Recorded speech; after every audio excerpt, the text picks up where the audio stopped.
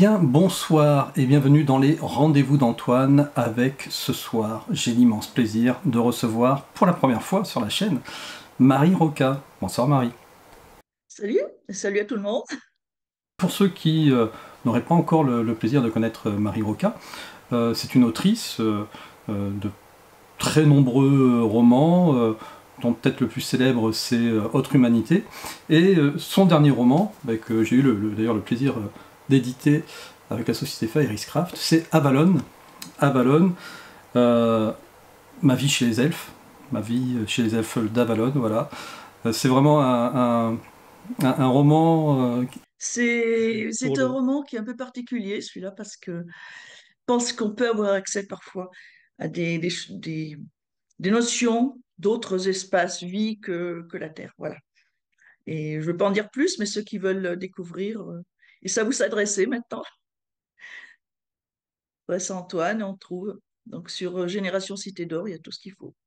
Voilà. Et aussi, donc Génération Cité d'Or, vous pourrez retrouver de très nombreux articles de Marie Roca. Voilà. Et donc ce soir, eh bien, on voulait vous embarquer dans l'Antiquité pour parler de ce couple de Valentin, Éponine et Sabinus.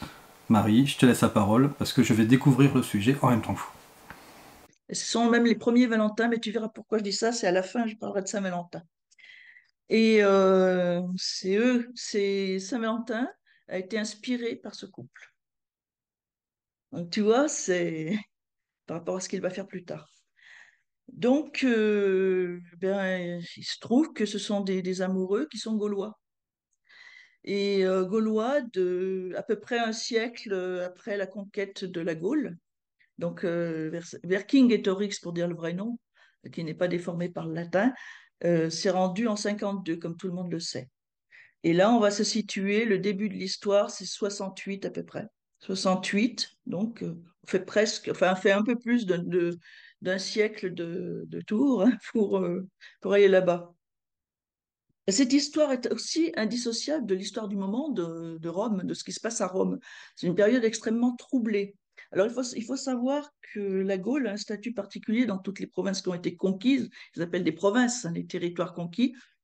C'est pas l'Égypte, c'est pas la Palestine qui sont loin, c'est pas le Liban, c'est uniquement, enfin c'est le prolongement de l'unité territoriale finalement de l'Italie, hein, géographiquement. Donc tout a été écrasé au niveau intelligentsia, tout a été euh, complètement, par exemple, le druidisme a été interdit et ça a été donc un écrasement total. Et en plus, la Gaule était très riche parce qu'elle possédait, tiens-toi bien, 4500 mines d'or à ciel ouvert. Et c'est ça la vraie raison pour laquelle l'Italie voulait, Rome voulait la Gaule. Il n'y avait pas de sesterces en or avant la conquête. Les sesterces en or, des auras, arrivent après. Donc tu vois, la vraie raison, c'est tout ça. Donc c'est une époque où le peuple gaulois, il ne faut pas penser qu'il s'est mis à parler latin, etc.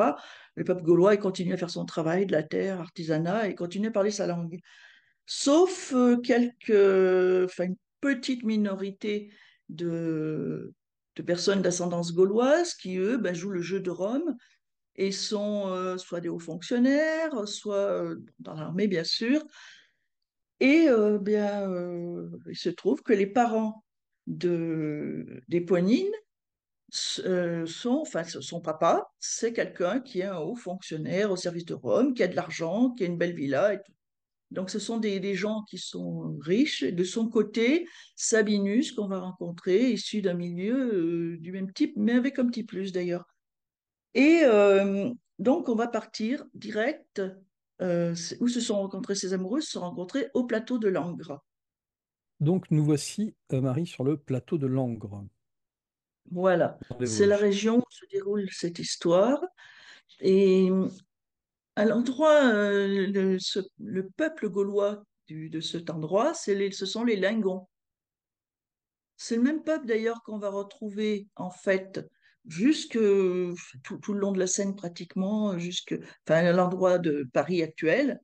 C'était aussi les Lingons, contrairement à ce que nous a raconté Jules César. Lui, il appelle les Parisis. par Isis en fait, hein. Lui, il avait le culte d'Isis. Mais en fait, le peuple qui se trouvait là, qui se trouvait à Nanterre, par exemple, on a découvert pas mal de vestiges, et sur l'île de la Cité, c'était encore des Lingons également. C'est l'un des peuples importants de la Gaule. Donc, on voit quand même que c'est une région donc, qui est bien irriguée, c'est une région qui est riche, et c'est là que cette histoire va commencer. Je dis commencer parce que elle se terminera pas tout à fait à cet endroit-là. D'ailleurs, on a la source, je vois, de la Meuse qui passe aussi, hein. Non, c'est vraiment extraordinaire comme endroit, finalement. La Marne, ouais, ouais, c'est bien. Et donc, je voyais un endroit qui s'appelle Terre Natale. C'est agrandi, je l'avais pas vu en agrandi comme ça, mais dévoile des choses intéressantes, cette Oui, carte. c'est ça, les petites étoiles bleues, là, tout ça sont des sources, hein, c'est ça. Ouais, il y a des sources partout, tu vois, c'est vraiment, tu vois bien, regarde, quand tu regardes, sans doute une des régions les plus irriguées de France, hein, et puis savoir que tu as quand même des grandes rivières et des fleuves qui prennent, tu vois, tu as l'Aube aussi, hein, Mhm. c'est quand même pas loin de la Côte d'Or aussi, et pas loin de la Haute-Saône. Oui, vraiment, c'est l'une des meilleures régions, je pense, au niveau au niveau de l'eau. Oui. Bon, petite irritation. Donc, on va être obligé là tout de suite de parler un petit peu de cette période à Rome, parce que cette histoire, donc comme je disais, l'histoire de Sabinus et Éponine, c'est pas l'histoire de Roméo et Juliette, hein. Roméo et Juliette, on va à Vérone, ils en tirent un maximum de fric, on fait voir le balcon de Juliette. Ils n'ont jamais existé, c'est juste une invention, très belle invention, très belle création de Shakespeare. Parce que là, ils ont vraiment vécu, ils sont attestés, hein. Suétone, Tacite et quelques autres en ont parlé. Donc, qu'est-ce qui se passe à Rome à ce moment-là, puisque c'est l'action même de Sabinus va déterminer effectivement le reste de leur histoire. Il se passe que c'est une période de grande instabilité. Comme on le sait, bon, il y avait Néron, hein, jusqu'en 68, en janvier, il meurt non, lui en juin 68. Néron se suicide en fait. C'est après qu'il y ait eu l'incendie de Rome qu'on lui impute. C'est en partie vrai parce que ce qu'il voulait, c'était supprimer un quartier de Rome parce que tout était construit dans Rome, tout était saturé et il voulait laisser son empreinte avec un amphithéâtre, ceci, cela. Et donc, ben, on détruit un petit peu de ce qu'ont fait les précédents et puis ça permet de faire construire des choses. Donc, il a fait effectivement incendier une partie, sauf qu'il y avait beaucoup de vent et que c'est quasiment tout Rome qui est passé. Et là, bien sûr, eh ben, il s'est mis déjà, c'est un moment qui se mettait tout le monde à dos, que ça couvait. C'est un peu le propre des empereurs romains que de se faire évincer à un moment donné. Donc il sait qu'il va être tué. Il arrive à s'enfuir et à se réfugier dans sa maison au bord de la mer et il va se suicider lui-même. Il préfère se suicider qu'être tué à la manière de Jules César. Et puis là, donc, ben, tout de suite, on a un nouvel empereur. C'est l'empereur Galba. Alors, Galba, je dis ce que Tacite en dit, sans génie, avare de l'argent public, faible avec son entourage, toutefois bon administrateur des provinces d'Afrique et d'Espagne supérieure. Alors, Afrique, c'est l'Égypte en fait, hein. Doté d'un caractère indolent qui passa pour de la sagesse. Tacite conclut que tous l'auraient considéré comme digne de l'Empire s'il n'avait jamais été nommé empereur. Donc, cet empereur, il va rester quelques mois seulement, hein. Il va mourir en janvier 69, tu vois, de juin 68 à janvier 69. C'est un règne de 6 mois. Voilà, bon, il était âgé, donc lui, il arrive à mourir de sa belle mort, puisqu'il était âgé, mais voilà, je crois qu'il est mort de sa belle mort, quoique il y a un autre auteur qui dit qu'il est mort assassiné. Donc c'est pas, enfin, en tout cas, il était très impopulaire. Voilà, mais les suivants, ça va pas être tellement mieux. Donc cette année 69, ça va être dite l'année des quatre empereurs, parce qu'il va y en avoir quatre. Il y a Galba, il y a Othon. Hein, Othon, il est intéressant. Et Othon, il est très intéressant à plus d'un titre. Alors, il est décrit par Tacite, par Suétone, comme étant de petite taille, les jambes torses, les pieds contrefaits, d'une coquetterie quasi féminine. Il se faisait épiler tout le corps, et comme il était presque chauve, il portait une moumoute si bien ajustée que personne ne s'en apercevait. Il se rasait tous les jours et se frottait le visage avec du pain mouillé, un traitement qu'il avait commencé à la fleur de son âge afin de n'avoir pas de barbe, ou peu en tout cas. Donc, effectivement, il était d'allure féminine, mais il avait quand même un très fort tempérament, hein. Il était capable de commander. Et Tacite dit, cet avorton raffiné et délicat aurait en effet caché sous un physique débile l'âme virile et grave d'un Caton ou d'un Brutus, toute la magnanimité d'un vieux Romain des temps héroïques, autant tout libertin chétif qu'il ait fut, libertin, il faut entendre à l'époque par homosexuel, en fait, hein, surtout, aurait été un gouverneur de province compétent, un homme d'action résolu, un commandant en chef adulé de ses soldats, et surtout un souverain dévoué à la chose publique, au point de sacrifier sa vie afin d'épargner à la mère patrie les affres d'une guerre civile longue et sanglante. Alors, il y a quelque chose de très intéressant à savoir sur Othon, qui n'a pas duré longtemps non plus, c'est qu'il avait eu pour épouse Popée, la belle Popée, dont Néron est tombé amoureux. Alors déjà, lui-même, il n'était pas dans l'environnement de Néron. Et pour arriver à ses fins, lui qui était plus porté sur les garçons, ben, il a séduit une dame âgée qui était dans l'entourage de Néron, qui du coup l'a présenté à Néron, et puis voilà, donc là, il faisait partie de l'entourage. Et c'est là que Néron tombe amoureux de Popée. Ah, très bien, c'est une bonne opportunité. Ben, lui, il propose à Néron, ben, écoute, on se démarie, hein, ma femme et moi, et puis tu prends ma femme, hein.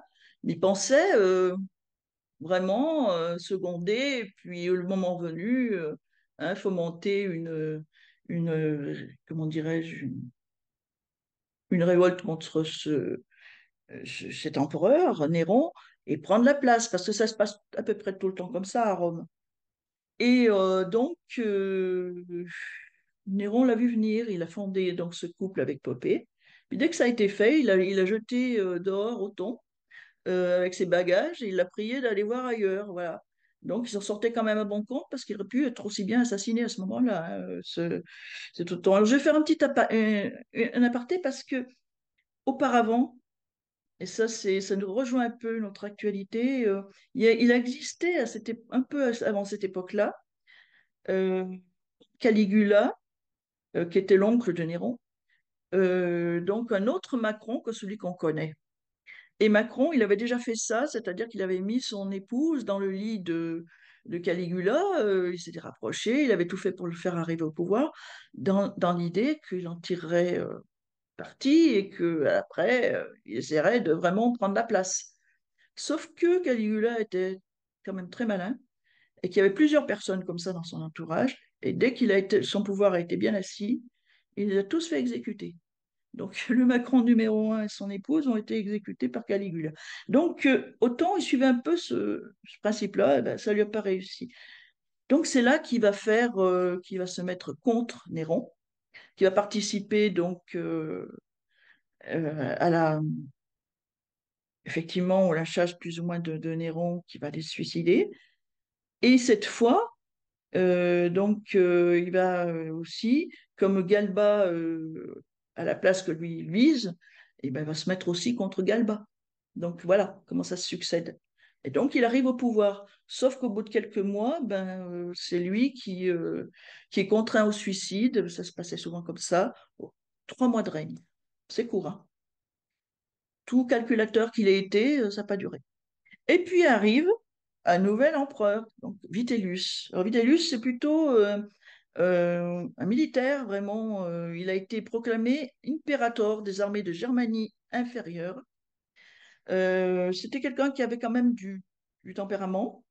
Alors, ce que dit Tacite, c'est qu'il mange et il boit à profusion, il est obèse, mais aussi paresseux et en plus cruel.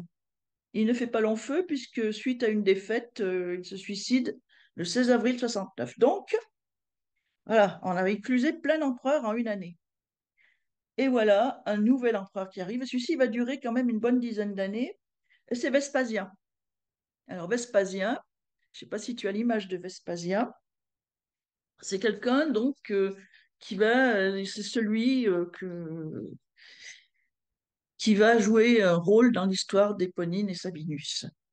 Alors Vespasien, il est surtout connu actuellement parce que c'est celui qui a créé ce qu'on appelle les Vespasiennes, les pissotières masculines.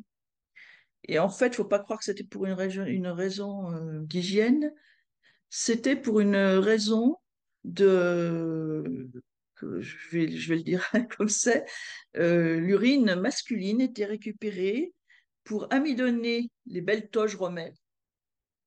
Eh oui, hein, l'argent n'a pas d'odeur. Et aussi pour les tanneurs, pour les tanneries. Ça servait également pour nettoyer les peaux des tanneries, les attendrir. Et donc, ça rentrait directement, en fait, si tu veux, les Vespasiennes, l'urine était récupérée, il y avait des bacs, en fait, dessous, je pense, des trucs. Et, et c'était donc directement Vespasien qui en touchait les royalties. Voilà, c'est tout. C'était même pas pour Rome, c'était juste pour lui. Donc, voilà, donc on a Vespasien qui arrive au pouvoir. Maintenant, je vais en revenir au plateau de Langres. Alors, au plateau de Langres, tu as la belle Éponine qui est euh, sa belle maison, enfin sa belle villa avec ses parents. Elle a une vie heureuse, hein, elle doit avoir 16-17 ans à ce moment-là. Et voilà, c'est quand elle comparaît devant Vespasien, bien plus tard. On voit son mari enchaîné. Voilà. Il y a eu beaucoup de tableaux faits sur cette scène-là au 19e siècle. Et elle vit heureuse, hein, comme une fille de bonne famille de l'époque. Elle fait de la musique, elle joue de la lyre, elle joue peut-être d'autres instruments, de la flûte, elle fait des poèmes, elle se promène, elle va au marché avec sa servante. Alors sa servante, je l'ai nommée Marcia parce que je connaissais pas son nom. On en parle hein, dans cette histoire, mais on ne dit pas son nom. Alors qu'on connaît le nom du serviteur de Sabinus qui s'appelait Martialis. Alors je dis Martialis, bon, ben, je mets Marcia pour la servante, c'est plus facile. Donc je vais l'appeler Marcia. Donc, et en fait, comme elle n'est pas très âgée, cette Marcia, c'est une jeune femme. Elles sont copines. Voilà. Et donc l'une veille sur l'autre, et puis voilà, et puis elles font des sorties, on se promener et tout. Et par rapport à une jeune fille vraiment romaine, elle a plus de liberté qu'une jeune fille vraiment romaine de chez les Romains. Il y a quand même quelque chose de l'ancien système de considération des femmes qui reste. Et alors, elle est courtisée par un jeune officier romain d'excellente famille romaine, vraiment de l'une des grandes familles romaines, et qui veut l'épouser. Et son père la pousse un peu, lui dit qu'il faudrait que tu lui donnes une réponse favorable. Et puis elle dit, oh, mais je suis pas du tout prête à me marier. Moi, faut attendre un petit peu, quoi. Oui, il est intéressant, il est sympa, mais voilà. Et comme c'est pas un Romain, le papa, eh ben, bon, voilà, il attend, hein, il est pas. Il faut savoir qu'à Rome, les filles étaient mariées finalement très souvent à 12-13 ans. Donc elle avait 16-17 ans, quelque chose comme ça, elle n'était pas mariée. Et puis alors sa servante copine lui raconte un petit peu ses histoires d'amour, voilà, bon, parce que passe de l'un à l'autre un petit peu quand même.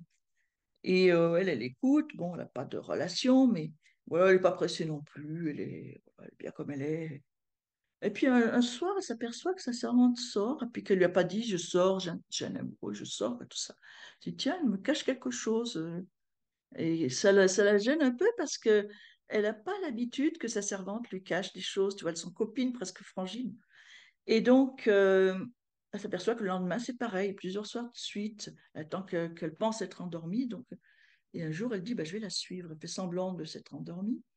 Et puis, dès qu'elle sort, elle se rhabille et elle la suit à distance. Alors, la servante sort de Langres, enfin de l'ancienne ville hein, de Langres, et elle se va dans la campagne. Alors, il faut savoir que toutes les portes n'étaient pas gardées. Pour une bonne raison, c'est il y avait des soulèvements un peu partout et qu'il y avait très peu de milices urbaines à ce moment-là. Il y en avait encore, mais très peu, parce que le maximum de soldats étaient mobilisés sur des fronts comme celui de Palestine, d'ailleurs, où va s'illustrer le fils de Vespasien, Titus, dont on parlera un petit peu.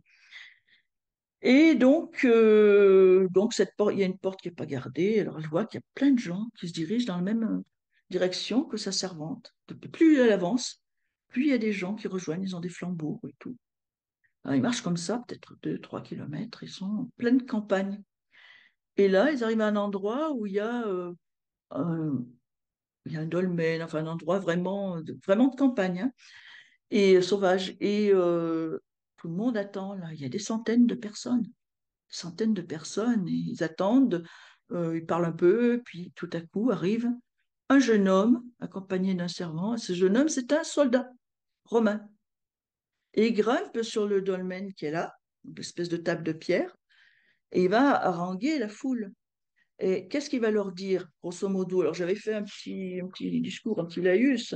En fait, il va leur dire, ben, je suis comme vous, descendant de nos ancêtres Lingons, même si je suis par ailleurs, alors c'est très important, un arrière-arrière-petit-fils de Jules César, puisque Jules César avait eu un enfant avec une Gauloise. Et c'est pour ça que je m'appelle Sabinus, puisque le nom de Jules César, c'était un Sabinus. Donc, il descend en fait de Jules César. Mais chez lui, le sang gaulois parle tout ça. Alors, qu'est-ce qu'il est en train de leur dire? Il leur dit, ben, on est en train de préparer, en fait, avec plusieurs autres grands chefs dans le Nord, une révolte contre Rome. Et on devrait gagner, si vous êtes nombreux, à nous rejoindre. Et puis, nous avons besoin aussi de vos dons parce que acheter de l'armement, ben, il faut de l'argent. Donc, mon casque va circuler et vous allez mettre ce que vous pouvez dedans et ça marche. Tout le monde met des trucs, tout ça.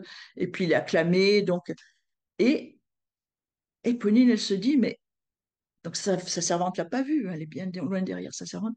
Alors d'abord, elle remarque que le jeune homme est très beau, hein, et tout de suite, elle a un coup de cœur pour lui. Tout de suite, vraiment. Et, euh, et elle se dit, mais alors c'est ça. Elle n'allait pas voir un amoureux, elle allait me cacher ça. Alors, je ne sais pas si elle mesure à ce moment-là que c'est très grave quand même, hein, par rapport à ce qui peut se passer. Mais ce qui est sûr, c'est que elle est sidérée de voir autant de monde autour, de voir que les gens, ils donnent tous ce qu'ils peuvent. Et là, à ce moment-là, elle ne donne pas. Elle a quelques bijoux sur elle, mais elle ne les donne pas. Mais elle voit que même sa servante donne le petit bracelet qu'elle a, tout ça.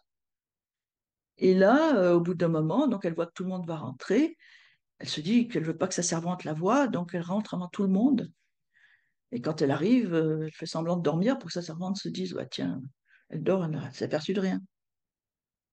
Et puis une deuxième fois, pareil, elle suit la servante, mais cette fois, elle sait où elle va. Elle sait ce qui va se passer. Et elle a réfléchi. Et elle se dit, peut-être qu'il faut faire ça. Peut-être qu'effectivement, il faut se défaire de Rome. Peut-être il faut retrouver notre dignité d'antan. Donc, en fait, ce sont le patriotisme, tu vois, qui arrive là, qui n'est plus patriotisme, fidélité à Rome parce que son père s'est asservi à Rome, mais c'est autre chose. Et elle le sent venir, ce truc-là, et elle est encore jeune, mais elle est un peu partagée en même temps parce qu'elle se dit, il ne faudrait pas que mon père s'aperçoive, tout ça. Et donc, elle va de nouveau écouter ce discours. C'est le même chaque fois. À chaque fois, il y a des gens nouveaux, beaucoup. Donc, combien vont suivre, effectivement, parmi ces paysans, parmi ces gens qui sont malheureux parce qu'ils sont surimposés, hein. Quand on dit que trop d'impôts tue l'impôt, on le voit actuellement, hein, euh, c'est un peu ce qui est en train de se passer. Ils sont tellement imposés, les Gaulois, tout ça, pour que les sénateurs romains s'en mettent plein les poches que ça peut plus faire, quoi. Il y a un moment, ils sont tellement malheureux à cause de ça que forcément, ils se révoltent. Mais c'est la même chose qui est en train de se passer dans d'autres provinces, les gens se révoltent. Et c'est donc, on va parler de la révolte de Civilis. Alors, il y a Civilis, Cerialis, tout ça.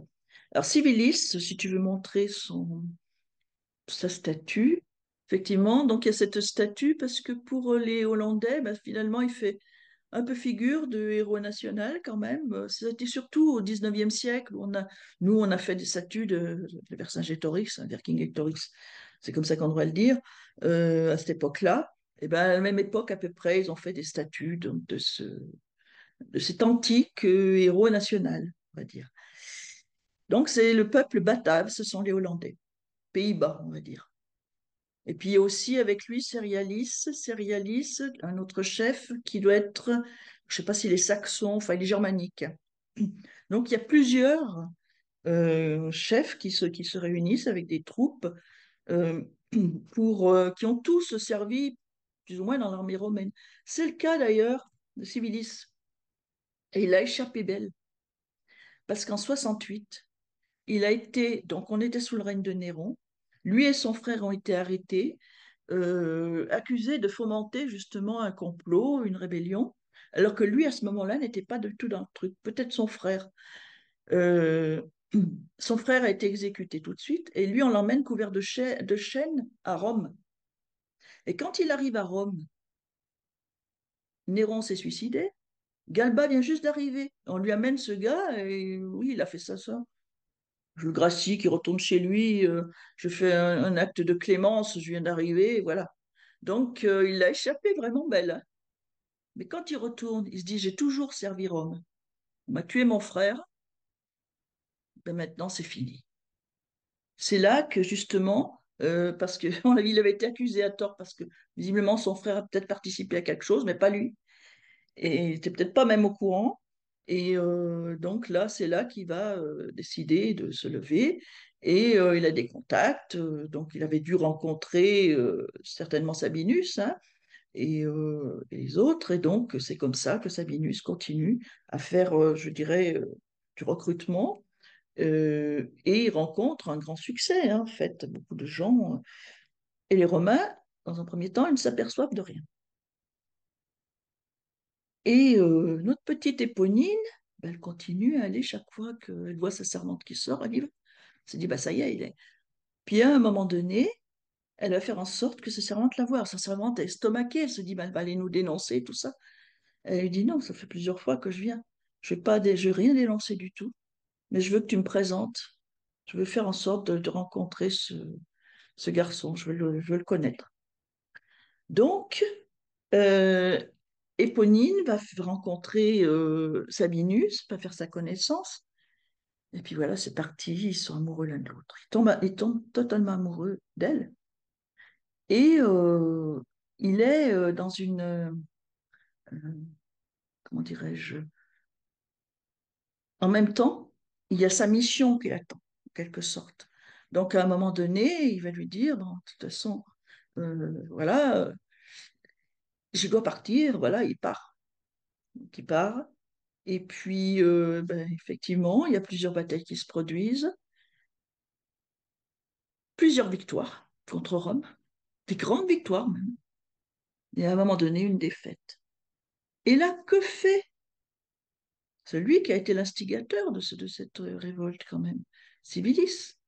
Et avec Cérialis, ben, ils font le truc de se rendre à Rome pour demander la clémence de Vespasien. Et Vespasien, ce qu'il importe, c'est de garder la Gaule. Il dit, bon, les autres, je peux leur accorder ma clémence, mais certainement pas à Sabinus. Sabinus, il a pris la fuite, il le sait, ça. Il sait que entre tous les territoires, s'il y en a un que Rome ne veut pas lâcher, c'est la Gaule, puisque, comme je t'ai dit, c'est une Anschluss, hein, c'est une annexion, c'est le prolongement territorial. Ça fait la Grande Italie, en quelque sorte. Et donc, Sabinus devient clandestin. Il est obligé de se cacher. Il arrive, il revient en Gaule, il revient au plateau de Langres. Il rencontre son servant, son serviteur, Martialis. Il lui dit voilà ce qu'on va faire. Et puis un autre de ses serviteurs également, qui sont tous les deux des affranchis. Et il leur dit écoute, voilà ce qui va se passer. À ses serviteurs, ils disent globalement, enfin, il leur dit que voilà, il va partir.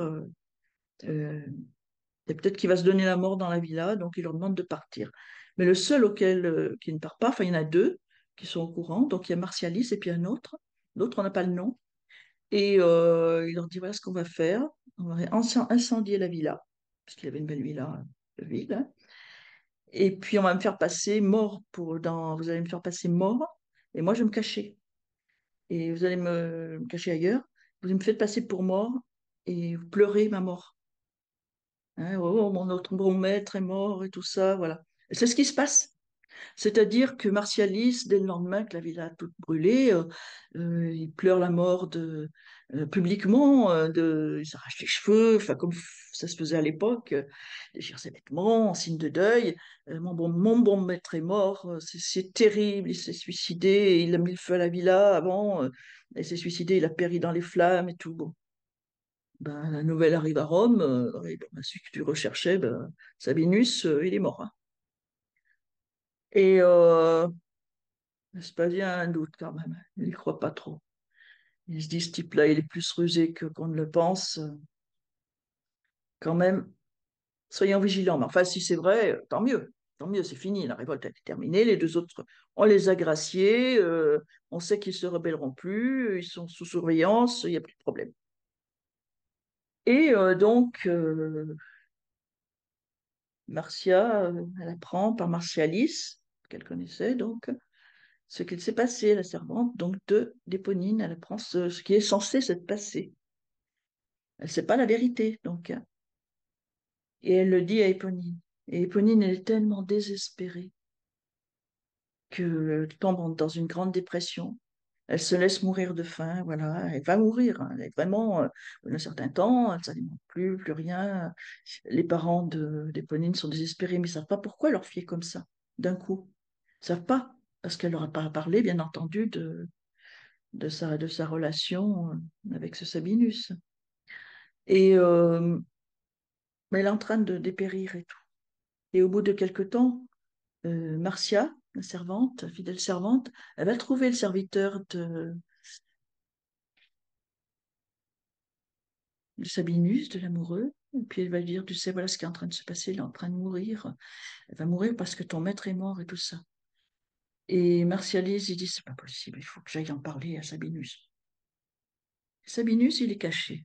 Il n'est pas caché n'importe où, il est caché dans une grotte, au plateau de Langres. Une grotte, dans un endroit vraiment complètement paumé. Il va se cacher, donc, il se cache dans ses grottes, et toutes les nuits, son serviteur va discrètement lui apporter à boire, à manger, tout ce dont il a besoin, des couvertures, tout ce dont il a besoin. Peut-être même des flambeaux, de la lecture, etc. De toute façon, il n'y a personne qui y va dans ce coin paumé, voilà.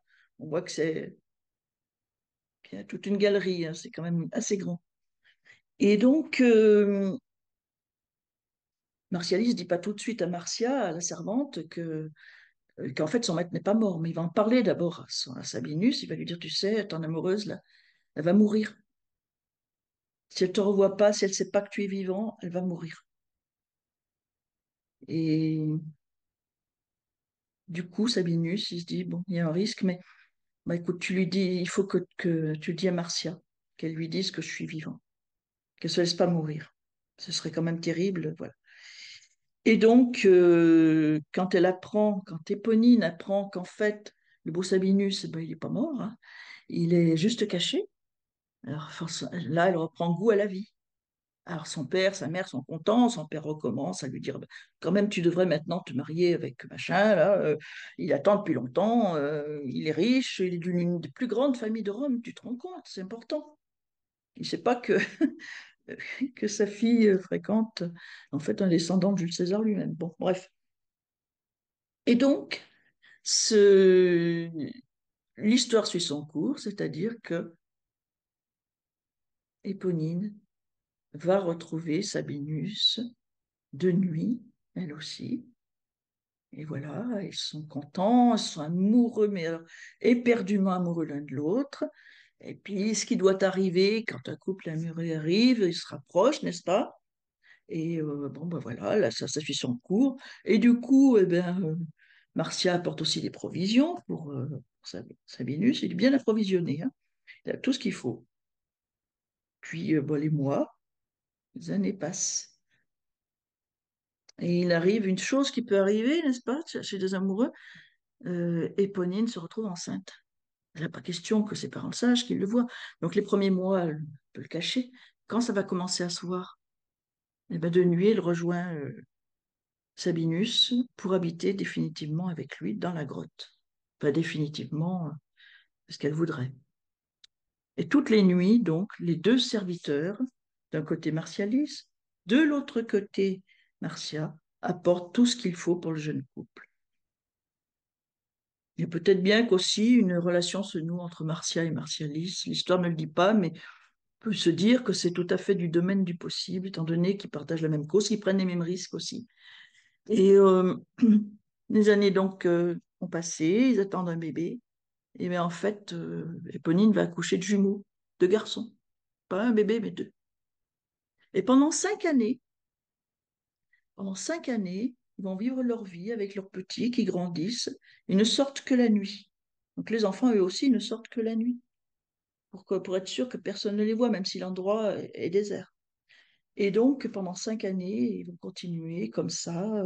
Les gamins apprennent même un petit peu à lire, un petit peu à écrire.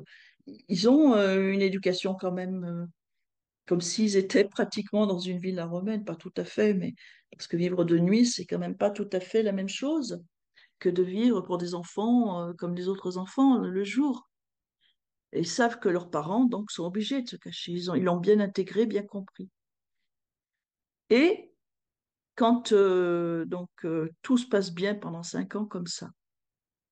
Et puis à un moment donné, donc la maman d'Éponine qui est désespérée de la disparition de sa fille, parce qu'il faut savoir quand même que Éponine a disparu depuis plusieurs années déjà. À un moment donné, Marcia, qui a été bien cuisinée pour savoir si elle savait quelque chose par ses patrons, mais qui a toujours fait celle qui ne savait rien, qui ne comprenait rien à ce qui s'est passé.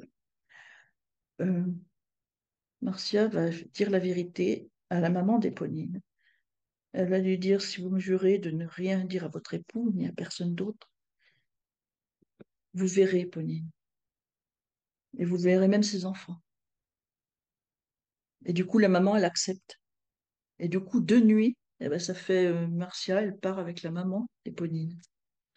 Et qui est toute heureuse de retrouver sa fille et de faire la connaissance de ses deux petits-fils qui sont magnifiques. Et donc, ça fait encore une personne de plus qui va approvisionner le jeune couple et ses enfants, une petite famille. Euh, et tout se passe bien donc pendant 5 ans. Donc les petits jumeaux ont 5 ans, ils ont bien grandi malgré leur mode de vie particulier. Donc la nuit, ils courent un peu à l'extérieur, les personnes qui les voient, bon, ils se dégourdissent la nuit, mais le jour, ils font d'autres activités, peut-être qu'ils jouent au domino ou des choses comme ça, des jeux qui existaient à l'époque. Et c'est donc, ça aurait pu continuer encore longtemps comme ça. Mais probablement qu'il y a eu une trahison quelque part, que quelqu'un a observé quelque chose et les a trahis. Et une nuit, ils sont arrêtés. Donc en fait, ce qui intéresse les troupes romaines, c'est Sabinus. Ils arrêtent Sabinus. Je pense qu'ils ont arrêté Martialis. L'histoire ne le dit pas, mais c'est très probable comme il était complice, qu'il avait favorisé. Par contre, les femmes, on les laisse, les gamins, on les laisse. Et voyant ça, Éponine a dit non, je ne vais pas laisser mon homme comme ça. Je ne peux pas le laisser, c'est le père de mes enfants. Elle dit à sa servante, je pars à Rome avec les enfants. Je suis la troupe. Je pars. Elle dit, mais non, tu peux pas faire ça, ça va pas, tu peux pas. Si, si, je pars avec les enfants. Je vais aller supplier Vespasien d'épargner mon mari. Peut-être qu'il se laissera attendrir par moi ou par les enfants. Hein. Ce sont des petits, ils ont besoin de leur père.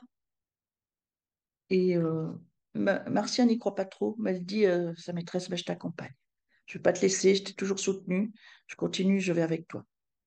Et les voilà donc qui arrivent à Rome. Et ils vont comparaître dans Vespasien. Enfin, c'est surtout celui qui va comparaître, c'est quand même Sabinus. Mais elle peut y assister. Mais elle tente un truc, c'est qu'à ce moment-là, et là, donc, il y a une deuxième histoire d'amour qui entrecroise une deuxième histoire d'amour tragique qui entrecroise celle de ce joli couple de Gaulois. C'est l'histoire de Titus, le fils de Vespasien, qui deviendra empereur par la suite, et de Bérénice. Et Bérénice, c'est une princesse judéenne. C'est en fait la petite fille, l'arrière-petite-fille du grand, comment il s'appelait, Hérode Antipas. Non, du grand Hérode. Et après, il y a les Hérode Antipas. Et c'est la fille d'un Hérode Antipas numéro 2, numéro 1. Et son frère, c'est le numéro 2. Donc voilà. Et il y a eu d'ailleurs une révolte en Judée et ils ont été foutus dehors, les Antipasses, parce que enfin, le peuple n'en voulait plus, parce que c'est voilà, c'est des collabos avec les Romains et on veut plus de Rome. Et il y a eu une grosse révolte qui a été matée, complètement matée par Titus. Et Bérénice et son frère, Hérode Antipas numéro 2, se sont réfugiés auprès des Romains, donc auprès de Titus. À ce moment-là, Titus a 26 ans et Bérénice 40 ans. Et elle a vécu déjà 3 mariages. Alors, premier mariage à l'âge de 13 ans, c'est ce que je te disais, chez beaucoup de peuples, c'était comme ça. Et son mari était tellement content d'avoir une toute jeune épouse, hein, bien sûr, mariée à quelqu'un qui était bien plus âgé. Et il est mort avant de l'honorer, quoi. Pris une crise cardiaque. Et figure-toi que la même chose est arrivée plus tard à Attila aussi, hein. Attila, sa dernière épouse, il n'a pas eu le temps. Voilà. Et c'était trop d'excitation pour son âge. Et après, elle a eu un deuxième qu'il a laissé avec des enfants. Et puis un troisième, pareil, elle a été 3 fois veuve. Donc elle est 3 fois veuve. Et elle est et il y a des rumeurs qui courent parce qu'elle s'est réfugiée chez son frère. Alors, il y a des rumeurs d'inceste qui courent au sujet d'elle et son frère, qui ne sont pas vraies. Mais c'est des rumeurs dans le peuple parce que le peuple, de toute façon, veut y voir des guerres pires. Et qu'est-ce qui se passe entre Titus, le fils de Vespasien, qui était plus jeune que là, hein, à l'époque, hein, et la belle Bérénice, même si elle est beaucoup plus âgée, ben, c'est une belle histoire d'amour qui commence. Et elle, elle se dit qu'elle va se faire épouser, que plus tard elle sera impératrice de Rome. Elle y croit. Et puis quand il apprend ça, Vespasien, eh ben, il recadre son fils, il lui dit ah non, non, ça, il n'en est pas question. Il n'est absolument pas question que tu épouses quelqu'un d'autre qu'une romaine de haute famille, de l'une des plus grandes familles, tu sais, celle qui était près du palais, hein, voilà, sur la meilleure colline de Rome. Et donc, de toute façon, il lui a dit, c'est simple, c'est ça où je te déshérite et tu seras jamais empereur. Même si tu as remporté des grandes victoires et tout, donc ça passera à ton frère. Du coup, bah, il est bien obligé de suivre, hein. Il a essayé quand même un coup de force, Titus, c'est qu'il est allé voir son frère, son cadet. Il lui a dit, écoute, tu épouses Bérénice, puis en fait, ce sera ma maîtresse, actuellement. Et moi, je suis obligé d'épouser quelqu'un d'autre, mais toi, tu vas l'épouser. Tu vas l'épouser et je l'aurai à disposition. Son frère lui a dit, non, mais c'est pas marqué pigeon, hein. Il a refusé. Et donc, bah, Titus a été obligé de dire à Bérénice, Bérénice, on est obligé de suivre ce que veut mon père, qui est l'empereur de Rome, et tu vas être obligé de repartir. Et c'est dans ces circonstances-là que se déroule euh, l'histoire de Sabinus, qui est traduit devant Vespasien, avec Éponine qui l'a suivi, avec leurs 2 petits garçons. Et Éponine tente le coup donc d'aller trouver Bérénice parce qu'elle ne sait pas où en est cette histoire. Elle pense que c'est une histoire qui roule pour Titus et Bérénice. Et donc elle va lui expliquer la situation. Elle lui demande si elle peut intervenir, si elle peut comprendre ce que c'est. Et c'est là que Bérénice lui dit, mais je vais être obligée de partir dans les jours qui suivent. Je suis chassée. Il n'est pas question que Titus m'épouse, donc je ne peux rien pour vous, mais je serai là. J'essaierai d'apporter en pensée ma force morale pour que vous ayez le courage de vous adresser à ce cruel empereur, elle lui dit. Et donc, effectivement, elle se trouve là au moment où il y a cette comparution. Et bien sûr, comme on pouvait s'y attendre, Sabinus est condamné à mort. Et quand il y avait une condamnation à mort, c'était rapide. Et dans ce cas-là, je pense que ça aurait été certainement le supplice de la croix ou quelque chose comme ça. Même s'il était de famille noble, descendant d'un César, c'était une haute trahison. Donc, c'était certainement le supplice qui lui aurait été réservé. Et qui lui a peut-être été réservé parce que je ne sais pas le supplice qui lui a été réservé. Je n'ai pas traduit le passage. Euh, ce qui comptait pour moi, c'était vraiment la façon dont ça se termine. Et en fait, donc, voyant à quel point Vespasien est inflexible jusqu'à ce moment-là, elle se jette à ses genoux. Elle lui dit, Empereur, écoute-moi, certes, il a fait ce qu'il n'aurait pas dû faire. Certes, il t'a trahi, mais il n'était pas père à ce moment-là. Et maintenant, il est papa, il est père, tu vois. J'ai amené mes deux petits, tu vois, ils sont là. Ils ont besoin de leur père. J'ai besoin de mon époux. Je te promets que plus jamais il ne fera autre chose que servir Rome. Mais laisse-le à mes enfants, laisse leur père. Ils ont besoin de leur papa. Ils ont besoin. Donc tu peux comprendre ça. Tu es papa toi aussi. Et là, il reste la tête très haute. Il la regarde à peine, genre je ne bouge pas. Et donc elle comprend ça. Alors elle se relève et elle le regarde fixement dans les yeux. Elle lui dit, empereur de Rome, écoute-moi. Tu es peut-être le plus puissant des Romains et le plus puissant des hommes sur ton trône. Mais tu es aussi le plus malheureux des hommes, parce que tu ne sais pas ce qu'est une belle histoire d'amour. Une histoire comme celle que nous avons vécue, dans notre pauvreté, dans notre grotte, Sabinus et moi. Ça, tu ne le sauras jamais. Je suis venue pour t'implorer avec mes enfants, pour qu'on soit trois à t'implorer, que tu comprennes. J'ai voulu ouvrir ton cœur. Mais est-ce que tu as un cœur? Alors, puisque tu condamnes mon époux, je ne saurais vivre sans lui. Je demande à être supplicié, moi aussi, et en même temps que lui. Là, il hoche la tête, Vespasien. Il dit oui, d'accord. Et effectivement, les deux amoureux vont être liquidés en même temps, quoi. Assassinés en même temps, on va dire, parce qu'il aurait pu quand même se dire, bah, j'ai gracié les deux autres, je peux gracier lui, hein. Il a peut-être assez payé en vivant comme il a vécu, dans cette grotte, enfermé, voilà, dans l'indignité. Et non, lui, il est inflexible, il veut que l'histoire retienne, et puis surtout, il veut maintenir la Gaule sous le joug total. Et donc, ils sont exécutés en même temps. Chacun peut-être dans leur coin, mais en même temps, le même jour. Et donc, les deux petits, ils sont orphelins. Et Marcia pense qu'elle va pouvoir les ramener à sa grand-mère, à leur grand-mère, qu'elle va pouvoir les ramener à la maman d'Éponine. Mais non, on lui prend les petits.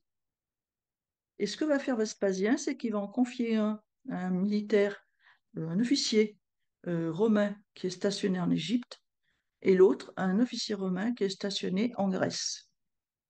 Et les années vont s'écouler, une quinzaine d'années. Et là, c'est ce que racontent Tacite, Suétone et quelques autres. Un soir, en fait, il y a donc une taverne en Égypte. Et les soldats sont en train de boire. Ils boivent beaucoup surtout de la bière locale, hein, la Courmis, hein, la bière égyptienne, qu'on retrouve d'ailleurs, on a retrouvé même la recette de la bière égyptienne dans les tombeaux, tout ça, des pharaons, hein. Et donc, ils boivent surtout ça. Puis, s'ils ont un peu plus d'argent, ils peuvent acheter du vin, qui ne sera pas forcément meilleur vin, mais bon, qui vient d'Italie ou de Grèce. Et là, il y a un jeune homme, un jeune militaire, qui est très triste. Et il n'a pas trop le type physique romain, lui, il a plutôt. C'est un nordique, hein, visiblement. Il est grand, blond, yeux bleus, voilà. Il est très triste et il n'est pas très causant. Alors, il se dit qu'il est le fils, effectivement, d'un officier stationné, effectivement, en Égypte, donc pas loin. Et il entend qu'on parle de lui et il commence à parler.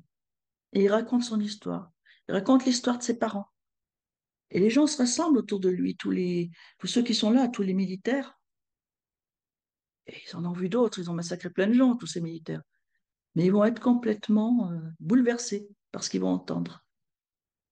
Et c'est comme ça que cette histoire est revenue aux oreilles de Tacite, qui est un contemporain, et de Suétone, et de quelques autres. Et c'est comme ça qu'on la connaît, même si elles étaient dans les archives du règne de Vespasien aussi. C'est comme ça qu'elle s'est transmise. Et ça ne s'arrête pas là. On a bientôt fini. Ça ne s'arrête pas là parce que, quelque part, au plateau de Langres, il y a toujours ces grottes-là. Et un certain nombre d'années plus tard, il y a un certain Valentin qui arrive. Et il est ermite. C'est-à-dire, il voyage, mais toujours il s'arrange pour trouver un endroit pour se mettre dans la nature, isolé, voilà. Et alors, tout dire, il y a trois Saint-Valentin au moins qui sont reconnus. Je ne sais pas lequel exactement, c'est peut-être le deuxième en nom, mais lequel c'est, mais bon, c'est attesté quand même, hein. Et donc, il arrive là au plateau de Langres, il cherchait une grotte. On lui dit, bah, là, il y a la grotte de Sabinus. La grotte de Sabinus, oui. Alors, on lui raconte l'histoire, parce que l'histoire, elle est restée localement. Et lui, il est très touché par cette histoire. Il se dit, des amoureux qui ont été persécutés, avec qui avaient des enfants en plus qui ont été persécutés. Il dit, bah, c'est ça ma vocation. Je vais défendre les amoureux à partir de maintenant, où qu'ils soient. Je vais les marier chaque fois que ce sera possible, même si les parents ne sont pas d'accord. À partir du moment où ils sont amoureux, je vais me consacrer aux amours des jeunes couples qui s'aiment, quoi, des gens qui s'aiment. Et c'est de là que vient la tradition de Saint-Valentin. Elle est ancrée en France. Alors, elle est particulièrement célébrée aux USA, mais les gens ne savent pas d'où ça vient. Eh ben, c'est de chez nous. Voilà. Carrément, on n'est pas du tout au courant de l'origine de cette histoire. C'est incroyable. Alors, la grotte de Savinus, elle est située effectivement au pied de la source de la Marne, à Balem-sur-Marne. Exactement, c'est ça. Et vous pouvez la visiter, il y a pas de Donc, c'est souci. un lieu touristique encore actuellement. Et pour les gens qui sont, par exemple, en région parisienne, c'est pas loin, hein. Là, c'est quand même accessible en quelques heures. Ça vaut le coup d'y aller. Ça vaut le coup de s'y rendre, je pense. Et d'y aller dans un esprit un peu justement de pèlerinage, en se disant qu'à la fois il y a eu donc ce jeune couple qui a vécu là en se cachant. Je pense qu'au fil des siècles, il y a eu bien d'autres gens qui persécutés, qui ont dû se cacher dans ce lieu, hein, parce qu'il faut déjà y aller. Mais au 19e siècle, au début du 20e siècle, il y avait donc cette histoire d'Éponine et Sabinus est ressortie. Et il y a plein de gens qui allaient un peu comme ça en pèlerinage, et puis en même temps, ça les faisait marcher. Alors, il faut savoir que le nom d'Éponine, ça vient d'Épona. Épona, c'était une déesse gauloise qui était représentée sur une jument blanche. Et que la jument était suitée par son petit poulain blanc également.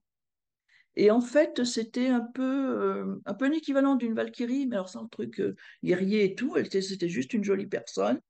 Elle était censée emmener les guerriers morts au combat dans l'endroit privilégié qui leur était réservé dans l'au-delà.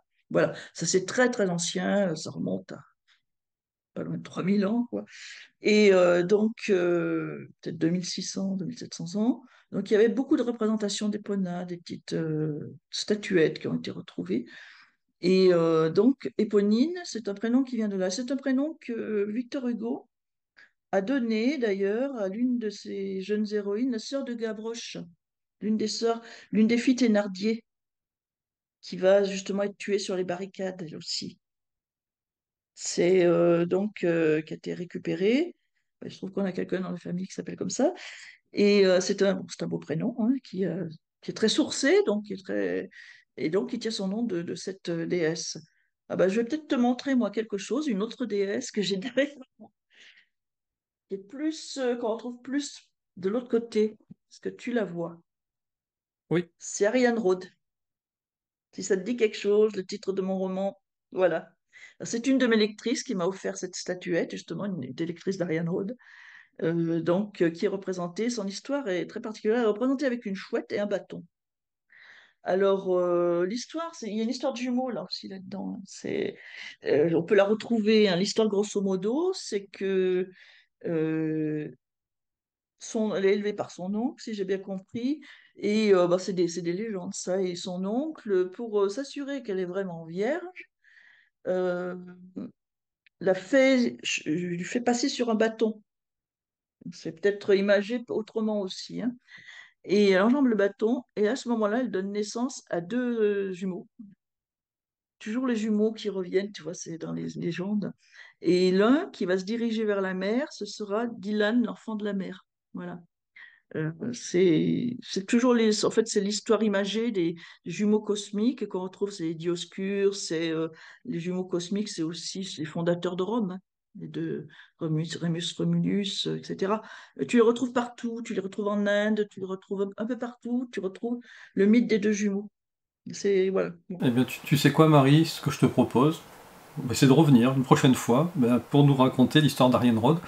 Au moins, on pourra. Moi, je le ferai un peu court, c'est l'histoire d'Ariane Rhode. J'aurais plein d'autres histoires à raconter, oui, Ouais. c'est sûr. Bon, eh bien écoutez, voilà, si vous vous posiez la question, mais quelle est l'origine de la Saint-Valentin? Eh bien, Marie, je pense que tu as été très, très claire. On a même cru qu'ils allaient s'en sortir, hein, à un moment donné, Sabinus et Éponyme, mais non, malheureusement, ils n'ont pas été graciés. Donc c'est vrai que c'est une très belle histoire à la Roméo et Juliette, que personne ne connaît. Et voilà, ça se passe en Gaule, comme diraient certains. En tout cas, Marie, ben, on te remercie d'être passée ce soir sur Miasme TV.